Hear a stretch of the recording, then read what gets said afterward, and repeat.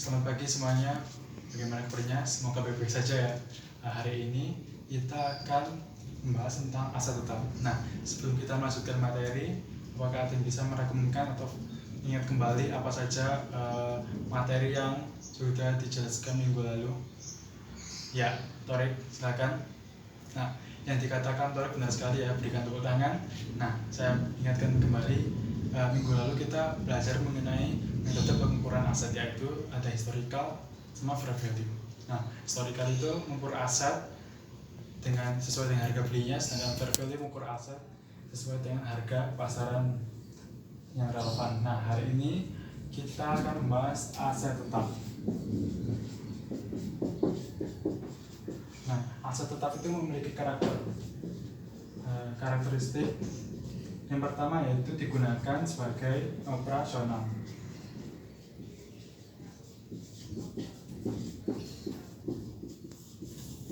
Nah, yang kedua, masa manfaatnya lebih dari 1 tahun.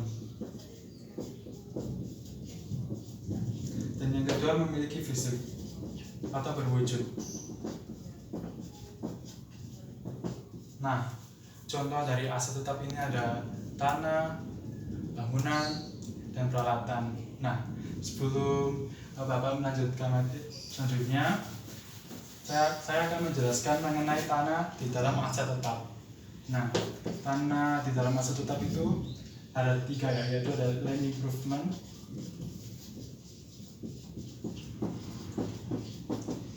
ada investasi, dan inventory.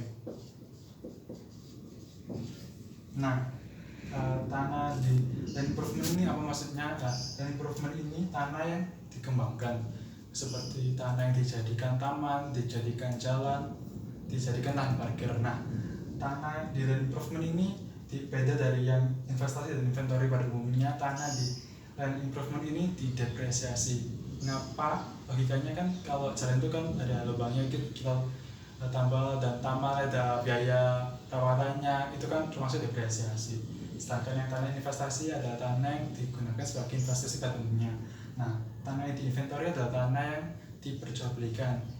Sebagai contohnya adalah perusahaan real estate, itu kan tanah kan sebagai bahan dagang mereka, jadi ditulis inventory. Nah, setelah mengenal karakteristik aset tetap, kita akan belajar mengenai biaya perolehan.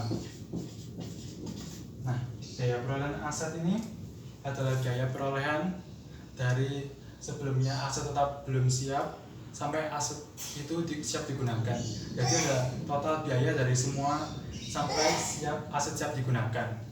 Nah, biaya perolehan contohnya yaitu ada tanah ya contohnya.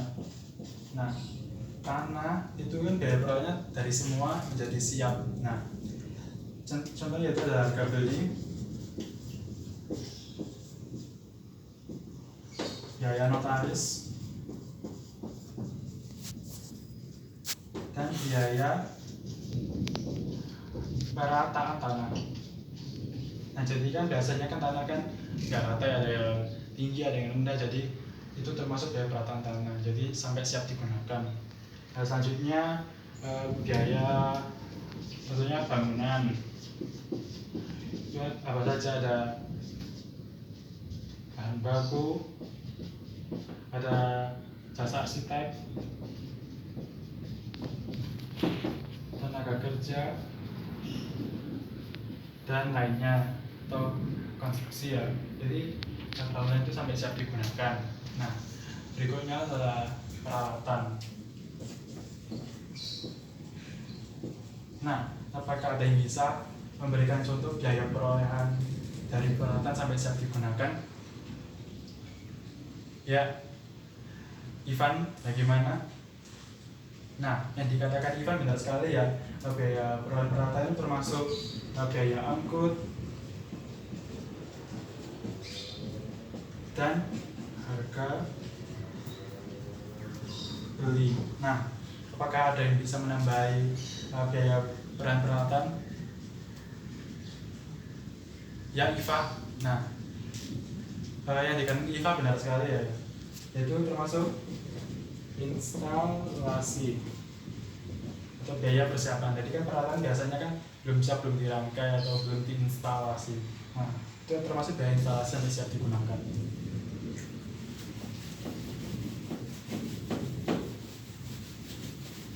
Nah, selanjutnya kita akan membahas tentang biaya pengeluaran. Nah, biaya pengeluaran dalam masa manfaat ini ada addition, ada improvement, ada rearrangement, dan ada replace. Nah, yang dimaksud biaya pengeluaran itu adalah kan setiap masa manfaat itu kan memiliki biaya pengeluaran ya. Jadi misalnya addition itu artinya penambahan. Jadi misalnya kita mempunyai bangunan memiliki lantai 1. Nah, kita bangun menjadi lantai 2. Nah, termasuk addition. Nah, bagaimana pengakuannya? Nah, pengakuannya itu adalah menambah aset. Sedangkan improvement adalah atau replace itu mengganti. Jadi ada mesin yang rusak atau mesin yang tua diganti dengan mesin yang baru. Nah, bagaimana pengakuannya? Nah, di jurnalnya yaitu adalah kita mengakui gain or loss. Jadi contohnya yaitu adalah cost-nya mesin tua dihapus diganti dengan cost-nya mesin baru. Nah, itu kan kita mengakui untung atau rugi. Nah, selanjutnya dari arrangement yaitu adalah memindahkan aset. Nah, jadi jurnalnya yaitu hanya biaya angkut saja. Nah, untuk replace ini atau perbaikan, apakah ada yang bisa memberi contoh bagaimana pengakuan jurnalnya? Ya, Aldi. Nah, yang dikatakan Aldi benar sekali ya. Jadi replace ini yaitu adalah jurnalnya di DW yaitu replace expense dan dikritiknya cash atau akun payable. Jadi replace ini dari perbaikan, jadi debitnya adalah pengeluaran perbaikan dan kreditnya tergantung perusahaan kan dia membayarnya tunai atau akun payable. Nah, sampai saat ini apakah ada ditanyakan?